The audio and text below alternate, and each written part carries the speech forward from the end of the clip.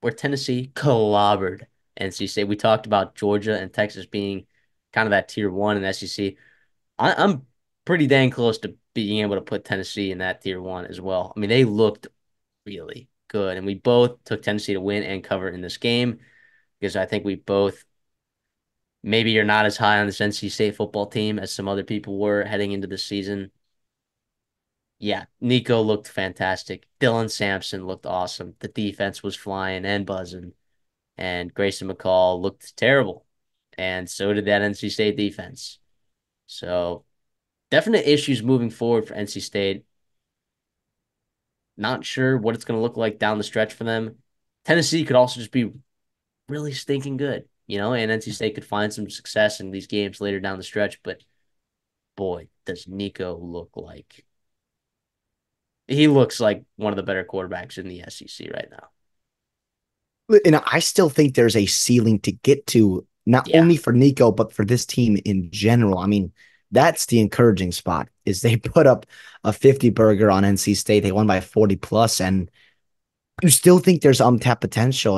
And that's what's so, so exciting because you get next week to get right against Kent State, team that just lost to what, St. Francis, right? Yeah. I mean, Jesus. What are we doing, Kenny Burns? What are we doing? What are You're we going to be doing, Kenny Burns? 47.5 point favorites. That might be one I might get on before that crosses 49. Regardless, though, at Oklahoma, at Arkansas, like with the way those teams have looked, especially defensively for Arkansas, I mean, geez, man, what Nico can do and those guys and those receivers. I mean, Squirrel Wright made some nice plays. Brazil had a couple nice catches. Dylan Sampson on the backfield was super nice. I mean, you didn't even get to guys like Broom Coy and Holden Stays, guys I really like, big bodied physical mismatches. You just ran the ball really well. And Samson, we know he's a stud. 6.6 yards per carry, 2 touchdowns, 132 yards. He's really, really good. Nico had another 65 more on the ground. Yeah, they just dominated NC State up front there defensively, which I will say I am concerned. I still have not yet to be answered about their secondary because I don't think Grace McCall had the talent or the time to be able to take advantage of that. But when you get into these elite games, where if you look at the taste schedule, you've got Georgia, maybe Alabama figures it out, Florida and DJ Lagway, who knows there. But that could be what your potential downfall in terms of limitations. Why I'm not putting them quite there in your tier one category in the SEC. But if you look at the AP poll and you've got Missouri right there and Ole Miss and Alabama, quite frankly, I mean, I feel really good about Tennessee with the rest of those teams there, honestly. And I was wrong. I was a guy that was I picked their under, and I was a little bit concerned defensively what was going to happen, and they're really, really good. But for NC State, if you told me last week they were going to lose 51-10, I'd have been like, damn, man, that sucks because their schedule, you feel like they've got a ton of winnable football games there, and it would suck for them to drain away this opportunity. But again, first of all, not an ACC loss, which is good. And I think Tennessee just is really, really good. Right? You could still be a top 20, 25 team like NC State could be and still lose by 40 to a top five team potentially when they play their peak. And obviously they didn't play their peak, but they played really, really well. And you kind of got a quick turnaround. Obviously, Clemson in a couple weeks, Northern Illinois finds their way on the schedule, which is awesome.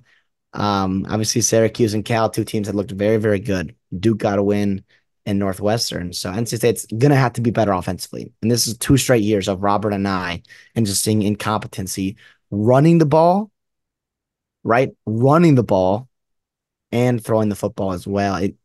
It's a shame. It is a shame because it was tough. I mean, how Jordan Waters had -4 yards, -4 yards. He averaged negative zero point 0.6 yards per carry. That is Yeah. atrocious. Atrocious. Yeah. So I have Tennessee as ranked as a top five team on my own personal top 25 poll. I'm ranked as a top five team. Is that crazy? No, I mean they've been as impressive as anybody, as impressive as anybody. There's no shame in that. Obviously, it all sort itself out, anyways. Especially in the SEC, you're gonna have what is that? If you're looking at you're looking at 6 of the top 7 teams in the SEC, and by the way, 8 of the top or the top nine teams coming from both the Big Ten and the SEC. So again, wow, those conferences at the top end, it's going to be crazy. It's going to be a lot just sort out there for those teams. And yeah, Tennessee, man, you got to be impressed. I will say, does NC State, like, can they turn around? Like, can they turn around this year? Oh, absolutely. I think with that schedule, you can absolutely turn it around. Like we're saying, I hate to sound like, broken record, but Tennessee's team is really good. All right, that's just what they are. NC State can take it to UNC. NC State can compete with pretty much anyone, I think, in the ACC talent wise, except for, Clemson and Miami, right? And again, very concerned about their defense. A little bit of concern about what I saw from Grayson McCall, though I'm not hitting the panic button. I don't think he was awesome week one either when they played against a, not Division One football team. So very interested to see what that team's going to look like moving forward. Yeah, just not a top 30 team for me, and at least in my rankings. But who I, I knows? w- Who knows? yeah, I would say this game, I think if they played again, I don't think it's 41 points because you look at that first drive for NC State, they ran 12 plays, they bled 7 minutes off the clock, and they went 29 yards. Obviously, you get into almost field goal range, and then you just go backwards a ton of yards. So obviously, that's not ideal at the punt. And then you were driving. It was 10-3. You were driving, and you throw that pick six. Will Brooks makes a nice play on the ball, and yeah, it kind of gets there. Tennessee scores, and then they get a field goal at the end of the half. So like, and then they went out, and then you had your this is your drive recap for NC State in the second half. Fumble, turnover on downs, fumble, pick six, turnover on downs. Like you're not going to get back into a football game. Like that's why the implosion happened. Credit to NC State for not just kind of punting on the game for so called and just trying to force the issue and make plays and crawl back into the game. And that's why it got so out of hand. But not to take anything away from Tennessee, but I do think Friends State. Let's not overreact. Obviously, there's concerning issues, but like Matt said, not sound like a broken record. It's still early. They can still be fine in the ACC.